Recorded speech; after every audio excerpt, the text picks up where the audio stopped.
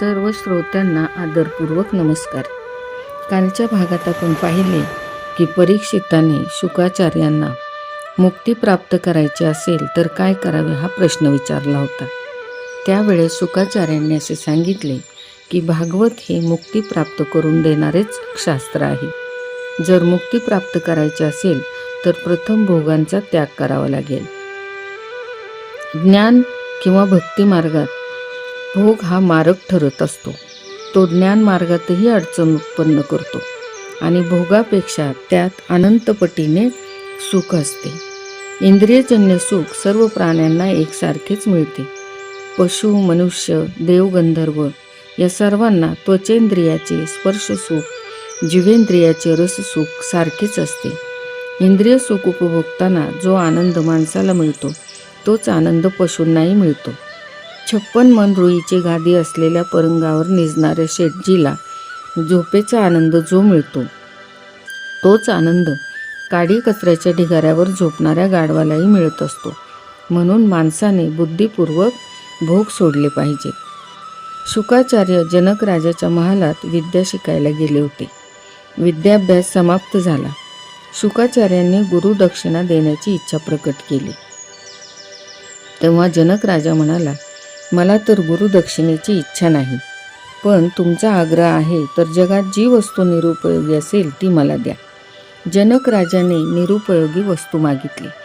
शुकाचार्यांनी त्या वस्तूच्या शोधात स्वर्ग, पृथ्वी आणि पाताळ सर्व एक केले, परंतु निरुपयोगी अशी एकही वस्तू त्यांना मिळाली नाही.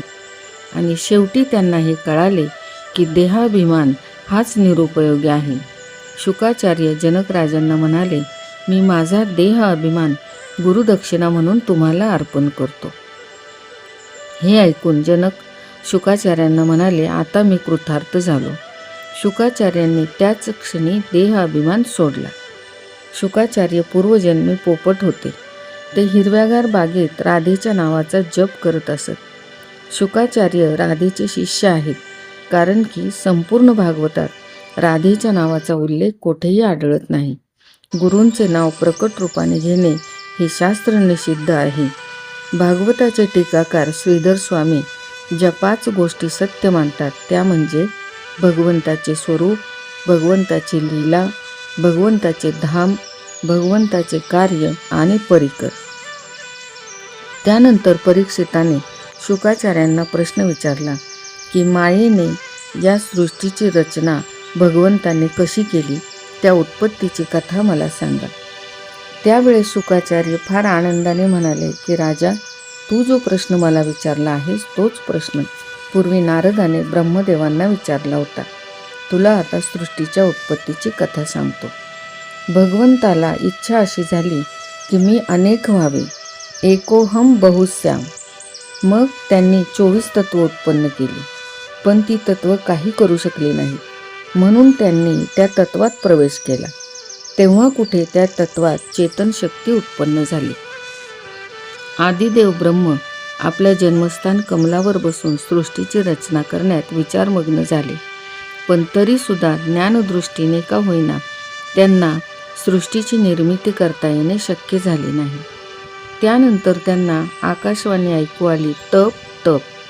त्यांना असे वाटले की मला तप करण्याची आज्ञा झाली आहे. म्हणून त्यांनी 100 वर्ष तप केले आणि त्यानंतर चतुर्भुज नारायणाचे त्यांना दर्शन झाले. तपाशिवाय कोणतेही काम, कुणाचेही काम सिद्धच होऊ शकत नाही. जो तप करत नाही त्याचे पतन होत असते. भगवान नारायणाने ब्रह्मदेवाला मूळ चतुश्लोकी भागवत सांगितले. भगवंत आंधळी कोशिंबीर खेळत असतात. आरंभी सर्व जीव भगवंतात समाविष्ट होते. भगवंत प्रत्येक जीवाला शोधून ज्याच्या त्याच्या कर्माप्रमाणे उचित असे शरीर त्या जीवाला देतात आणि मग म्हणतात की मी आता लपतो, तू मला शोधून काढ. जग जेव्हा अस्तित्वात नव्हते तेव्हाही भगवंत होते. जेव्हा जग राहणार नाही तेव्हाही असतील. ज्याप्रमाणे स्वप्नात एकच अनेक रूपात पाहत असतो त्याप्रमाणे जागृत अवस्थेतही अनेकत्वातही एकच तत्व आहे भगवंताचे. दागिने एकाच प्रकारच्या सोन्याचे बनलेले असतात. किंमत सोन्याचीच असते, दागिन्यांच्या आकाराची नव्हे. माया म्हणजे अज्ञान. अज्ञानाला केव्हा प्रारंभ झाला हे समजण्याची आवश्यकता काय आहे? कारण माया या जीवाला केव्हा जडली याचा विचार करण्यापेक्षा तिचे विस्मरण कसे होईल हा विचार करणे योग्य होय. कारण भगवंताचेच आपण स्वरूप आहो हे प्रत्येकजण विसरून गेलेला आहे, ते केवळ मायेच्या अज्ञानामुळे.